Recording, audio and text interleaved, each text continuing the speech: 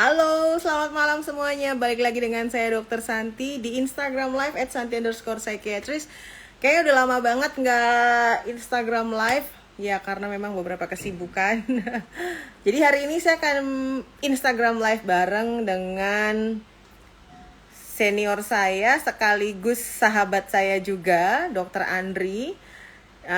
Beliau ini adalah salah satu idola saya dan memang menurut saya udah lama banget juga pingin ngobrol lagi dengan Dokter Andri terkait kasus yang sering sekali terjadi pada kita, yaitu tentang konsul via sosial media. Sepertinya Dokter Andri sudah bergabung. Ya, saya akan request untuk live bersama Dokter Andri. Terima kasih teman-teman yang sudah join malam hari ini. Jadi hari ini saya akan live bersama dengan Dokter Andri. Tentunya teman-teman sudah tahu lah semua siapa Dokter Andri ya. Kayaknya nggak ada yang nggak kenal dengan Dokter Andri. Dan malam ini kita akan membahas tentang konsul melalui sosial media gitu. Karena sebenarnya ini adalah permasalahan yang sering sekali terjadi gitu ya pada praktek kita sebagai psikiater sehari-hari gitu. Karena ada beberapa teman yang mungkin pingin berkonsultasi melalui DM, pingin berkonsultasi melalui sosial media. Halo, selamat malam Dokter Andri. Malam Mbak Santi, apa kabar? Iya, saya sudah introducing sedikit ya Dokter Andri ya. Jadi malam ini kita akan ngobrol tentang emang bisa ya konsul melalui sosial media gitu. Karena selama ini sepertinya banyak sekali teman-teman yang berusaha untuk berdiskusi dengan kita melalui sosial media gitu ya Dokter Andri. Dan mungkin banyak yang merasa kurang puas dari tanggapan para psikiater saat dikonsuli melalui sosial media. Ya, pada dasarnya kan bukan tempatnya. Karena menurut Hmm, saya media sosial itu bagaimanapun dia punya tempat yang berbeda dengan ruang praktek gitu ya. Jadi hmm, privasinya nggak ada, kemudian banyak hal-hal yang kita kan kalau jadi dokter itu kan diajarin sejak jadi dokter umum kalau kita mencatat apa yang kita lakukan, apa yang kita bicarakan dengan pasien di dalam suatu berkas yang namanya medical record dan itu ya, adalah pertanggungjawaban kita gitu. Nah, hmm, sayangnya kan di media sosial itu tidak ada medical record itu gitu. Jadi ya. saya sendiri menganggap ya media sosial adalah suatu cara saya untuk ya bersosialisasi lah saat ini kan lagi trennya begitu gitu. Dulu mah 20 tahun yang lalu ya nggak ada ya kayaknya. Kan gitu. 20 tahun yang lalu awal-awal lulus ya, lagi Iya, awal-awal lulus tuh mainnya Facebook gak sih? masih kuliah kedokteran ya kalau nggak salah ya kan Oh iya 2003 iya. gitu. Iya, jadi memang banyak ya Dokter Andri beberapa teman yang mungkin sebenarnya maksudnya adalah mencoba untuk mengakses kita dengan cepat gitu karena dengan sosial media kan bisa direct gitu kan. Akan Ya, tetapi seperti yang Dokter Andri sampaikan tadi gitu bahwa memang kesulitan kita untuk bisa memberikan penjelasan secara lengkap melalui sosial media. Saya boleh nanya nggak nih Dokter Andri paling sering dapat konsulan yang kemudian nggak bisa ngerespon tuh via apa? ya saya jelaskan sebenarnya kalau di dalam praktek saya itu saya memberikan nomor WhatsApp saya gitu ya kepada Mm-mm, pasien. mm-mm, Dan kalau misalnya itu tidak semua juga saya tahunya dokter ternyata memberikan ya. Walaupun sekarang mungkin lagi trennya demikian gitu ya. Nah, mm-mm, saya sudah bilang tuh sama pasien biasanya kalau misalnya mau WhatsApp saya akan balesnya tuh nanti gitu. Kalau saya sudah mm. selesai praktek atau di pagi hari saat sebelum praktek. Karena waktunya itu memang apalagi di masa pandemi ini saya itu benar-benar 8 sampai 9 jam non-stop praktek, tidak stop. Hmm. Kita 15 menit untuk makan. Supaya apa? Supaya maksudnya memadatkan waktu. Nah, setelah itu kan selesai baru mau apa kalau habis praktek itu rasanya mumet juga ya 20-an pasien, 20 sampai 22 pasien saya per hari. Itu rasanya mumet juga gitu. Mau buka WhatsApp lagi di rumah itu rasanya udah capek dan saya perlu cooling down dulu gitu kan. Ya. Makanya downnya dengan membuka misalnya media sosial. Masalahnya di media sosial juga dikejar sama pasien kadang-kadang gitu. Ketika dijawab WA-nya pindah ke Instagram gitu. DM kayak gitu. Ya kadang-kadang kan lucunya nih Instagram ini kalau dibilang lucu adalah dia kan kelihatan ya kalau kita online kayak gitu kan. Jadi itu si pasien akan mungkin merasa kok dokternya online tapi DM gua nggak dibalas nih kayak gitu.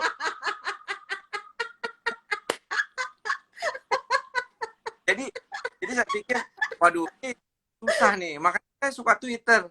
Twitter tuh nggak ketahuan kalau kita online kan. Facebook ketahuan loh bisa.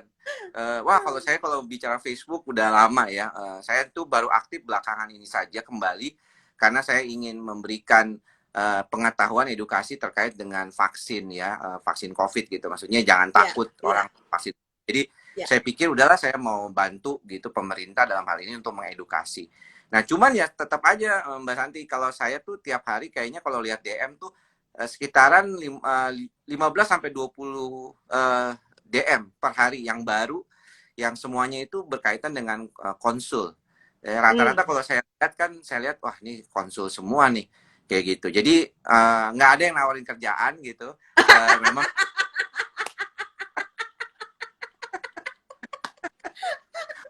kan lihat-lihat siapa tahu gue dapat kerjaan kan di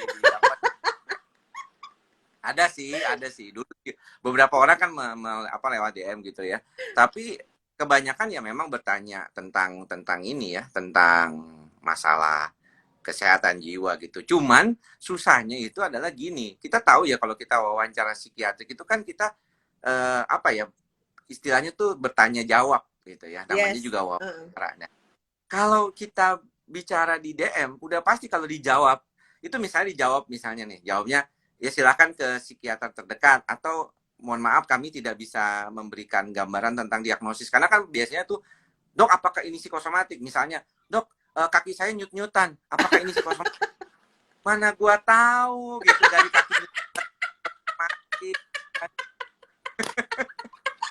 namanya gua dukun walaupun aku pakai sambar kan. Jadi saya pikir kalau kita jawab gitu ya, udah mohon maaf dok, saya nggak bisa, maaf pak saya atau ibu, nanti dia banyak lagi tuh. Jadi saya bukan, jadi kalau dikatain pelit ya sudahlah silakan, saya nggak merasa marah ya kalau teman-teman ataupun para follower saya merasakan pelit, atau gue nggak mau follow lagi deh, gue rugi follow dia nggak ada dijawab DM gue, nggak masalah juga gitu, karena bagi saya itu memang bukan tempatnya gitu. Karena kita bagaimanapun tetap harus dalam konteks gimana pun kita tuh kan memang menjunjung tinggi ya keilmuan kita gitu ya. Dan dalam praktek itu kita menjunjung tinggi undang-undang kesehatan. Kemudian di dalam undang-undang kesehatan itu dikatakan bahwa kita dalam melaksanakan hubungan dokter pasien itu sebaiknya memang di dalam ruangan praktek. Ya, jadi kalau misalnya saya pergi ditanya pasien, dok bisa nggak konsultasi di luar ruangan? Mungkin Mbak Santi pernah juga kan ditanya sama pasien, dok saya nggak mau dok konsultasi di rumah sakit. Dulu waktu belum COVID, saya malu ketemu orang atau takut. Bisa nggak dok di mall atau di restoran atau di mana? Saya nggak pernah mau. Nggak pernah mau. Karena apa ya, buat saya itu nanti konteksnya jadi kayak bukan hubungan dokter pasien. Gitu. Bisa ngobrol dan nggak sesuai aja gitu. Saya nggak diajarkan seperti itu gitu. Dokter kaku deh, nggak apa-apa. Gue kaku nggak masalah gitu kan. Yang penting saya menjaga marwah gitu ya kedokteran ini gitu di dalam profesionalisme konteks, ya lah orang bilangnya profesionalismenya gitu. Dalam artian seperti itu. Karena kalau ada apa-apa nanti gini, saya pernah punya cerita lucu banget nih Mbak Santi berkaitan dengan zaman dulu waktu masih ada Kaskus. Mungkin Mbak Santi itu inget ya Kaskus. Iya, zaman Kaskus. Gue Kaskuser loh. Jangan salah loh, gue Kaskuser ya. Jadi saya sudah level tertentu tuh. Kalau di bidang Kaskus itu ada level-levelnya ya. Newbie segala konsultan lah ya. Konsultan nah, saya udah masuk, sudah diakui lah. Karena seringnya posting, karena dulu nggak ada kerjaan kan. Pasien makanya ada yang bilang, enak ya jadi dokter anti, sekarang pasiennya banyak. Lah gue dulu satu pasien 1 bulan 1 gitu, tetap aja sama aja semua orang tuh pasti gini. Nah waktu itu kan di Kaskus tuh ya, lucu tuh Mbak Santi. Jadi ada pasien yang nanya, dok, menurut dokter ini obat ini apa aja? Nah saya kan jawabnya tuh sepertinya kan jawabnya misalnya gini, fluoxetine itu antidepresan, biasanya depresi, terus kemudian ini gitu, biasanya diberikan untuk ini gitu. ternyata sama dia itu di print dibawa ke dokternya. Tuh, dan dokternya itu negor gue waktu lagi kongres. Nah, kamu tadi bilang apa ke pasien saya? Katanya obatnya nggak cocok. Harusnya dokter ini kasih obat ini, gini-gini. Kagak, saya bilang. Saya nggak pernah bilang begitu, saya bilang gitu. Dan itu hasil dari postingan itu di Kaskus. Jadi ada postingan di Kaskus, saya jawab sesuai dengan ya general lah istilahnya. Ya. Ternyata diartikan pasien seperti konsultasi dan dia bingung kenapa. Kan kita tahu ya, misalnya teman-teman kan suka ada yang bingung kenapa emang dok, ya misalnya antidepresan kan bisa digunakan untuk pasien cemas, mood stabilizer misalnya Pakot kan bisa digunakan juga untuk anti epilepsi, untuk nyeri, sakit kepala, bipolar. Nah ini kan dia plek-plek aja kayak gitu. Nah itu yang akhirnya membuat saya yakin bahwa oh iya ya ternyata memang kita harus hati-hati. Bahkan jangan salah, saya ngomong di YouTube gitu ya, di video YouTube saya, itu bisa dijadiin bahan gitu buat, dok kata dokter Andri begini loh. Ya, itu edukasi, bukannya konsultasi kayak gitu kan. Iya. Apa namanya, saya itu makanya saya bilang, karena saya nggak bisa jawab semua DM, nggak bisa jawab pertanyaan, dan nggak bisa jawab semua komentar, ya saya juga dia bilang dokter pelit katanya di YouTube nggak pernah jawab. Saya bilang nggak mungkin saya jawab beribu-ribu pertanyaan itu gitu kan. Makanya saya bikin videonya gitu. Makanya itulah dari situlah kenapa bisa continue selama 10 tahun saya membuat video di YouTube gitu sampai saat ini tuh selalu ada bahan gitu untuk diomongin. Ya karena dari juga sih sebenarnya. Gitu. Iya, setuju sekali ya Dokter Andri. Teman-teman juga mungkin yang teman-teman perlu tadi perhatikan apa yang disampaikan Dokter Andri, akan sangat sulit bagi kami kalau dikonsultasiin tentang obat yang diberikan oleh teman sejawat lain gitu ya. Karena kita belum meriksa, kita nggak ketemu juga secara langsung, mungkin sejawat lain punya pertimbangan yang lain gitu ya. Jadi satu itu, kedua memang ada sisi etis ya Dokter Andri, bahwa kita tidak boleh gitu mengkomentarin pengobatan dari teman sejawat lain gitu. Jadi kalau ada yang salah juga tuh, dia bilang kenapa dokter nggak boleh? Tapi kalau dokter datang ke tempat dokter, kok dokter bisa berikan obat dan ganti? Loh, konteksnya berbeda dong. Kalau Anda datang ke tempat saya, Anda tuh memberikan tanggung jawab untuk memeriksa, memberikan wewenang sebagai dokter kepada saya untuk memeriksa Anda, memberikan saran sesuai dengan apa yang saya periksa langsung.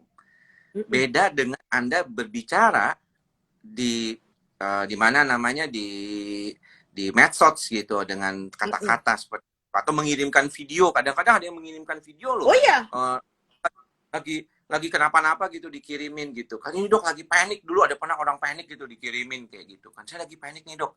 Kayak gitu. Jadi saya pikir banyak ya, saya mengerti sih banyak teman-teman mungkin yang nggak terlalu belum paham, dan itu wajar. Kita sebagai dokter kan memang ada kaidah etis, ada kaidah hukumnya juga, ada undang-undangnya dan sumpah dokternya. Jadi semuanya kita upayakan itu berjalan seiring dalam artian melindungi pasien dan melindungi kita juga sebagai dokter gitu. Sehingga saya sangat hati-hati kalau di media sosial karena khawatir juga. Dan saya sering kali tuh waktu kemarin aja sempat teman mungkin kita juga menyadari ya Mbak Santi, kita tuh sebagai dokter jiwa tuh anggap kan agak sedikit beda gitu ya pendapat kita terkait manusia, perilaku, perasaan dan pikiran. Ya. Waktu zaman pilkada itu saya sempat nama saya tuh dicomot gitu. Comot di salah satu, dibikin di salah satu pamflet lah dari salah satu yang mengatakan bahwa saya bukan omongan saya itu. Ya terkait dengan anak kecil yang ikut pilkada lah istilahnya waktu itu. Iya. Jadi nama saya itu dimasukin, muka saya dengan baju batik saya coklat itu disebut.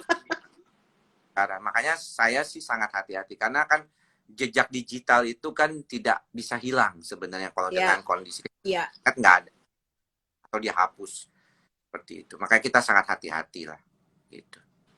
Iya, jadi memang betul sekali ya Dokter Andri, kehati-hatian kita pun kadang-kadang masih saja ada yang menyalahgunakan. Jadi teman-teman mungkin perlu paham ya kenapa kami gitu sangat membatasi untuk berinteraksi melalui sosial media itu dikarenakan tadi banyak hal seperti etika atau misalnya keamanan dan privacy teman-teman juga, supaya nanti di saat melakukan konseling atau terapi itu betul-betul sesuai dengan kaidah-kaidah kedokteran, begitu ya Dokter Andri ya?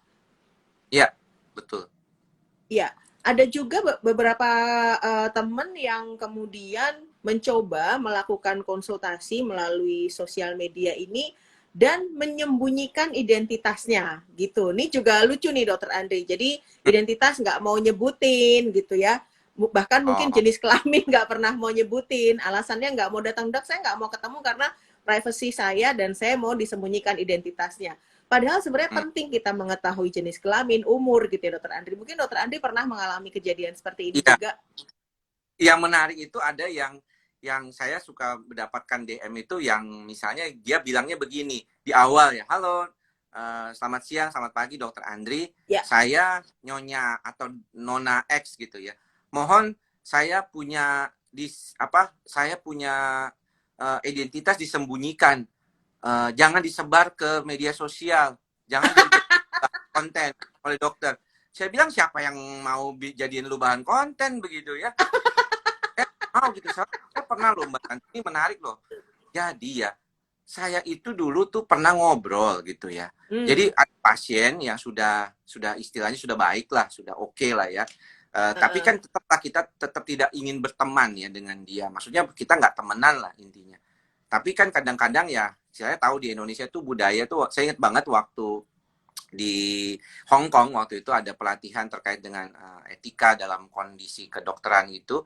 Salah satunya adalah kalau di Malaysia, saya nggak tahu di Malaysia ya. Kalau di Malaysia kan mereka kasihnya email ya. Singapura Ya, juga kasihnya email kayak gitu. Kalau mau konsultasi silakan. Nah, saya ingat waktu itu saya ya WhatsApp gitu. Dia cerita tentang sesuatu hal, kemudian menarik menurut saya ini cerita itu gitu kan. Terus saya tulis gitu di di Facebook, saya ingat banget. Ada pengalaman dari seorang yang pergi ke satu tempat di luar negeri berkonsultasi dengan dokter di sana mengatakan begini-begini. Itu langsung ngomel loh. Ya, merasa dia bilang, "Kok Anda sebarkan cerita itu di sana gitu?" Saya bilang, "Loh, ya, cerita Anda ini hanya mewakili dari berbagai macam cerita yang sudah ada secara umum diketahui bahwa banyak dokter Indonesia itu tidak dipercaya oleh pasiennya sendiri begitu. Jadi saya ya, cuma kebetulan aja Anda salah satu yang pernah bercerita seperti itu juga ke saya bahwa Anda nggak percaya sama mm-mm. dokter Indonesia kayak gitu. Ya, Jadi ya ya, bukan kayak nyeritain Anda gitu kan. Dia mm-mm. bilang walaupun kita anonim segala macam, nah itu juga salah satu yang seringkali nggak atau salah pahamnya gitu pasien. Makanya saya nggak pernah lagi berani misalnya ada pasien gitu yang cerita gitu ya. Termasuk juga waktu kemarin di YouTube. Di YouTube itu kebanyakan yang saya ajak itu adalah mereka meminta gitu untuk Ya, ya, berkurang. ya. Jadi mereka sendiri yang declare bahwa saya itu pasiennya dokter Andri dulu segala macam gitu. Saya nggak berani pernah ngomong saat itu terkait dengan ini pasien saya loh kayak gitu. Dan itu juga kadang-kadang ada yang bilang, oh dok, Zoom meeting direkam ya, lagi praktek direkam terus kemudian dijadiin konten gitu. Enggak, saya enggak begitu. Itu memang Ya. karena berjuga jadi ngajak saya collab gitu jadinya. Jadi nggak ada saya berupaya banget ya sampai saat ini syukurlah gitu ya tidak mau melanggar hal-hal yang berkaitan dengan norma etika dan undang-undang serta hukum kedokteran kita gitu termasuk sumpah kita sebagai dokter kayak gitu. Iya, setuju sekali Dokter Andri. Jadi teman-teman juga perlu tahu seandainya misalnya nanti ada cerita berupa narasi gitu ya tentang kondisi pasien, itu sebenarnya yang kita ceritakan adalah kronologi sakitnya untuk memberikan contoh ya Dokter Andri, contoh gejala, kemudian tata laksana, bukan menceritakan kehidupan pribadi dari pasien yang sudah pernah periksa ke kita ini gitu. Itu beda konteks gitu. Jadi kadang-kadang salah paham bahwa oh ini diceritain kehidupanku, padahal enggak, kita menceritakan gejala yang mungkin sama sehingga teman-teman tuh bisa memahami tentang tata laksananya juga gitu. Saya juga pernah mengalami Dokter Andi. Jadi kalau misalnya teman-teman mendm saya untuk konsultasi, biasanya sudah ada format yang saya kirim yaitu tempat praktek saya dan telemedicine. Nah, mengirim seperti ini sebenarnya bukan karena kita jual mahal pingin disamperin di praktek ya kan Dokter Andri, supaya datang berobat ke kita gitu. Tapi memang nggak bisa bener-bener tata laksana melalui DM. Komentarnya Dokter Andri. Ya, kalau saya sih kadang-kadang suka sampai DM saya itu kata teman saya Dr. Ardian Pratama ya. Kebetulan beliau tuh dulu murid saya ya, tapi kemudian kita menjadi akrab karena kita punya perspektif yang mirip-mirip selalu dengan banyak faktor gitu ya. Dia bilang Dr. Andri itu punya IG itu sangat personal kata dia. Kelihatan banget ngomelnya gitu ya. Terus suka bikin tulisan-tulisan gede ngasih tahu pasien seperti itu. Jadi kelihatan banget lugas sekali gitu. Saya bilang Ya, ya, ya, apa adanya demikian ya. Saya nggak bisa ya. membohongi bahwa saya nggak suka, saya nggak akan jawab DM yang konsultasi gitu. Saya pernah beberapa kali bilang. Terus ada beberapa pasien tanya, dokter prakteknya di mana? Udah, saya bilang ini teman-teman apa nggak pernah. Yang lebih lucu tuh kalau di YouTube tuh Mbak, aku pernah ya. Aku kan bilang, aku selalu buka YouTube tuh dengan, halo, saya Dokter Andri, spesialis kedokteran jiwa dari Rumah Sakit Omni Alam Sutra Tangerang. Terus komentarnya, dokter praktek di mana?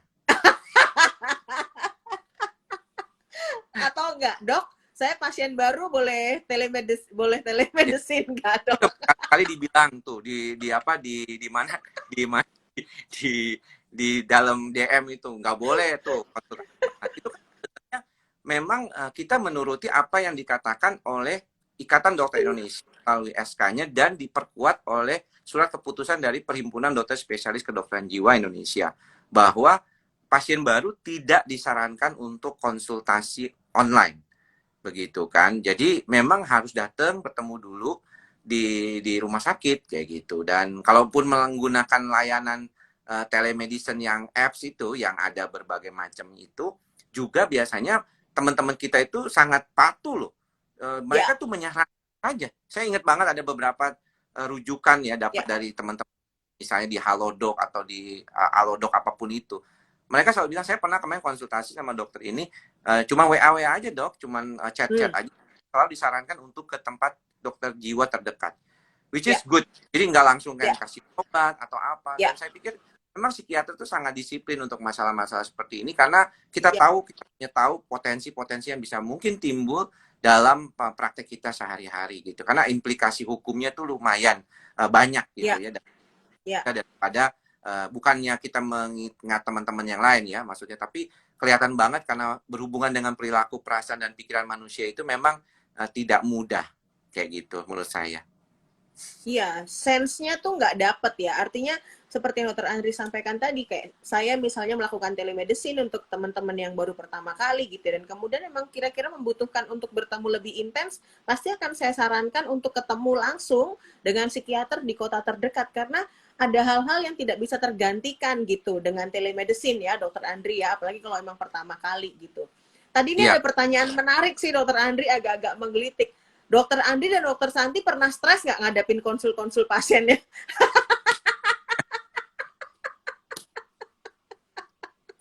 Dokter kalau Andri pernah bikin postingan psikiater curhat ya waktu itu ya. saya menggunakan banyak media sih untuk memberi suasana nyaman buat saya gitu ya. Jadi salah satunya adalah banyak mengatakan tidak kepada banyak kesempatan gitu ya. Jadi saya termasuk jarang kalau saya IG live itu kalau sama temen aja gitu, kayak Dokter Santi gitu ya, mengundang saya biasanya tuh jarang nolak lah, sudah pasti. Kalau teman-teman yang saya ya akrab gitu ya itu saya pengen gitu ngobrol gitu. Tapi kalau yang lain saya tidak, karena biasanya jam-jam segini adalah jam istirahat saya. Ya, Jadi pulang sekitar jam setengah tujuh, kemudian jam 7 saya makan bersama istri, ngobrol sampai jam 8. Jam 8 saya mulai duduk baca, buka medsos gitu. Itu jam saya buka medsos karena saya baca buku biasanya itu pagi hari. Saya nggak bisa mumet saya kalau habis pulang praktek itu kalau misalnya baca lagi gitu kan.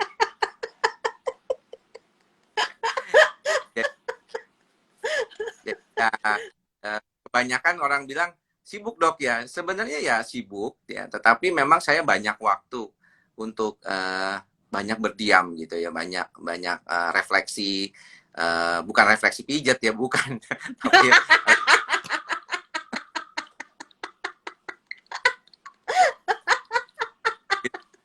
terus ya ngobrol sama anak-anak kayak gitu. Itu aja sih yang ini kan. Ya, Eh, jadi bisa mumet juga ya, Dok.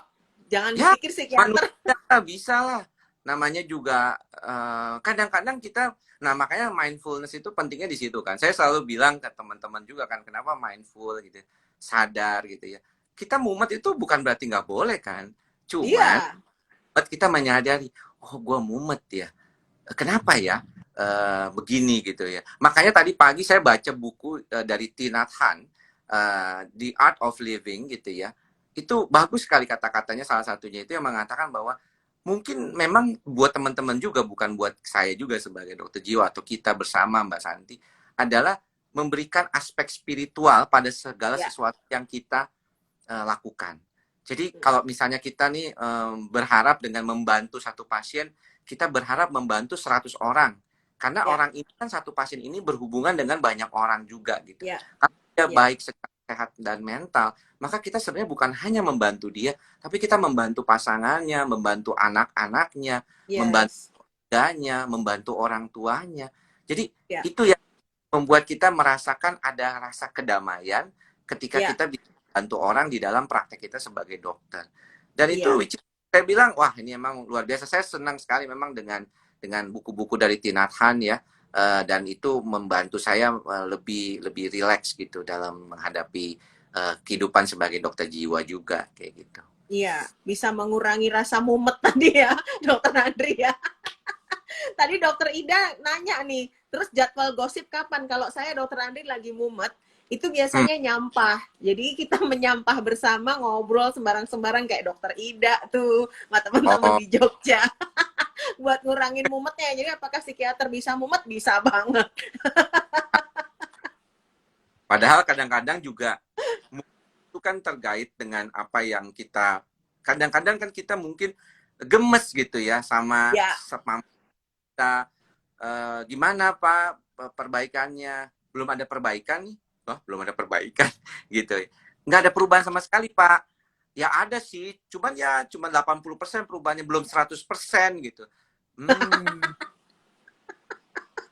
Anda tahu nggak, kalau remisi itu 80% saja loh, udah dianggap remisi loh kalau di dan base-nya gitu kan. Ya cuman ya itulah kan gemes kayak gitu ya. Tapi kita mulai menyadari, ya, kenapa ya saya gemes?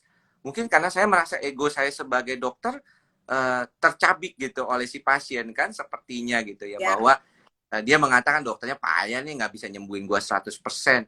Jadi sebenarnya yang membuat saya mumet atau ego saya tercabik adalah saya sendiri kan, memberikan harapan yang terlalu tinggi buat saya. Itu ya, yang kalau kita bisa nerima apa adanya, kita tetap mindful, maka kita semua ya akan baik-baik saja sih gitu. ya, Itu sih inti. ya. Ya, setuju sekali Dokter Andri. Jadi teman-teman tadi dengan kita berdiskusi dengan Dokter Andri ya tentang bisa nggak sih kita konsul via sosmed gitu. Bukannya masalah nggak bisa sih, tapi kita memerlukan kondisi dan lingkungan yang memang cukup sesuai untuk bisa melakukan pemeriksaan secara profesional tadi yang Dokter Andri sampaikan ya. Jadi profesionalisme kita itu memang memerlukan pemeriksaan yang betul-betul sebagaimana kaidahnya bertemu karena gestur, volume suara, intonasi itu menentukan sekali dalam pemeriksaan kita gitu ya. Belum lagi kalau misalnya teman-teman melakukan konsultasi melalui sosial media dan kita ngerespon lambat dan teman-teman berpikir, wah ini kok nggak direspon nih padahal dokternya sedang mumet tadi ya Dokter Andri ya. Banyak kerjaan lain yang juga harus dikerjakan gitu. Tapi kalau ketemu langsung, saya rasa teman-teman akan bisa mendapatkan apa yang teman-teman harapkan itu lebih baik begitu. Seperti itu ya Ya, Dokter Andri ya. Semoga betul. diskusi kita dengan Dokter Andri hari ini bisa memberikan pencerahan buat teman-teman kenapa sebaiknya teman-teman konsultasi langsung kepada dokternya, datang ke tempat praktek dibandingkan konsultasi melalui sosial media. Pastinya kalau teman-teman ketemu langsung, teman-teman akan bisa mendapatkan pengobatan yang lebih komplit dibandingkan hanya dengan elektronik atau sosial media saja. Gitu ya Dokter Hmm. Andri, terima kasih sekali waktunya Dokter Andri. 30 menit ini Ya, selalu nggak terasa ngobrol sama Dokter Andri. Selamat beristirahat ya Dokter Andri ya. Selamat melanjutkan aktivitas. Terima kasih semuanya teman-teman. Selamat malam, sehat-sehat Dokter Andri. Salam buat keluarga. thank you Mbak Santi, sama-sama Thank juga. you, dah. Bye.